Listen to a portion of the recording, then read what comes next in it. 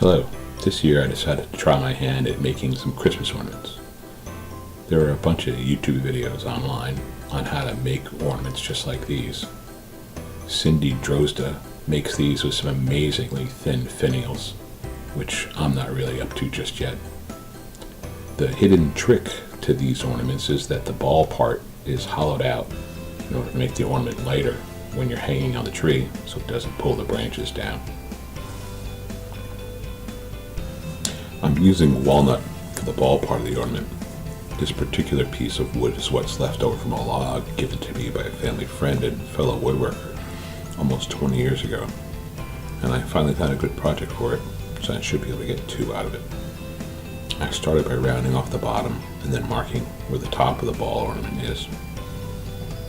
It's not really a ball or a sphere that I'm going for, it's more of a teardrop shape. Using a parting tool, I cut down to make a tenon and then start rounding off the top.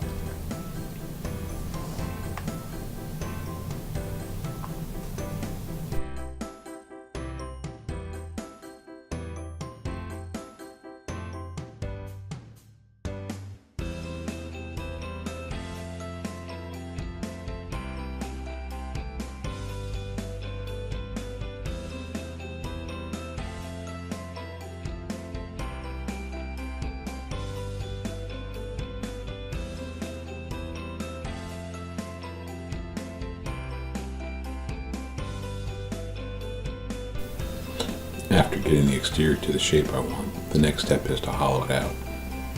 One piece I was working on earlier failed. The tool caught on something inside and cracked. But that fail lets us see inside. You can see that I hadn't quite finished, but this is essentially what you're going for. Getting the walls as thin as possible without breaking it like I did in this case. To do the hollowing, you need a set of hollowing tools. These are small round nose scrapers, one straight and two that are bent at an angle.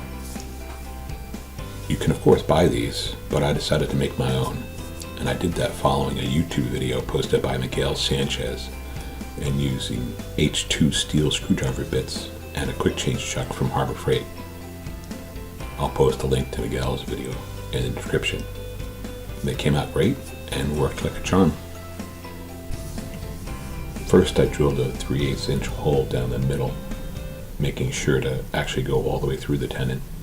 This hole gives you access for the hollowing scrapers. Starting with the straight scraper, you just start digging out the inside. The blue masking tape on the scraper acts as a depth gauge. I want to make sure that I don't dig in too far. On occasion, I'll stop and use the air compressor to clean out chips. Once I've done what I can with the straight scraper, I'll change to one of the angled ones and finish up.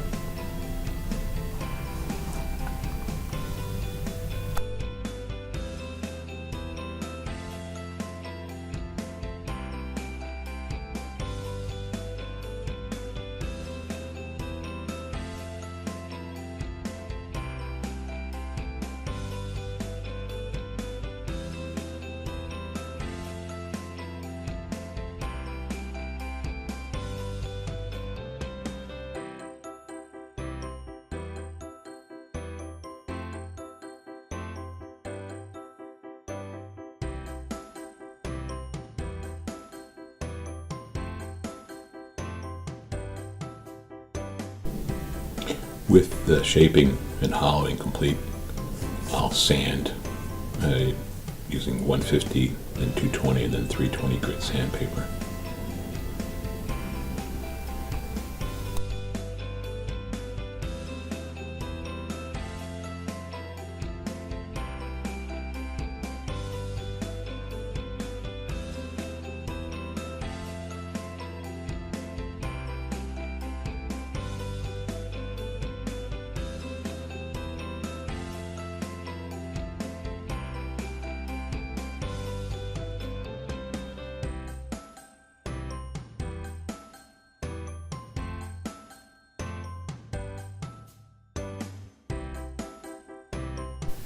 After the sanding is done, I part off the ball. Because of the tight quarters that I was working in, the top part of the ball is a bit rough.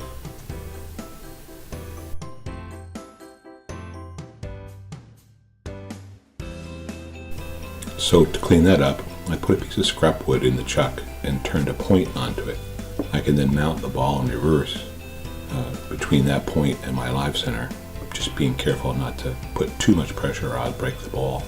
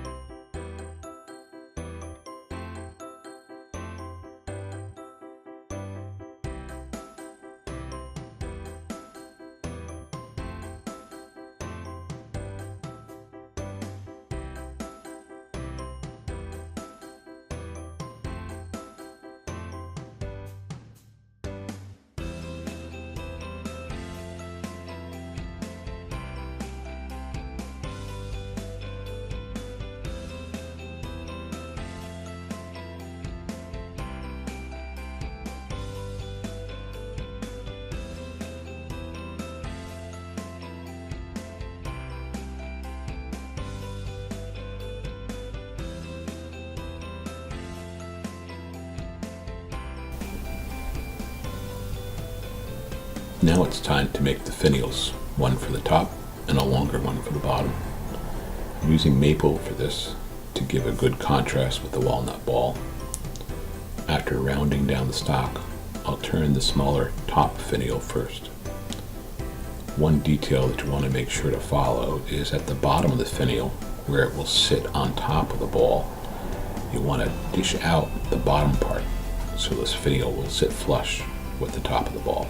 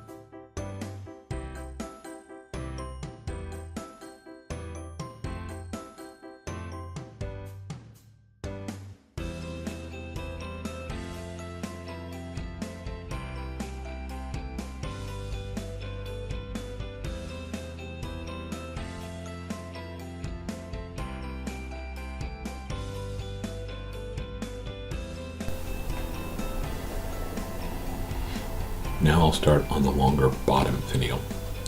I mentioned earlier that a turner by the name of Cindy Drozda makes finials that are incredibly thin and delicate. You can go to cindydrozda.com to see her work, and she has links to some of her instructional videos, and she has a number of videos up on YouTube. I'm not up to her skill level yet, and I may never be, so the one I'm making will have a little bit more heft to it. However, I am following her basic process, which is only working on small sections at a time. Turn, sand, and then maybe even finish one section of the finial before proceeding to the next. This way the remainder of the stock is there to provide support for the thinner part. I'm roughly following a pattern that I found on Pinterest. I'll post a link to that pattern in the description but unfortunately I have no idea who the original creator is, so I can't give true credit.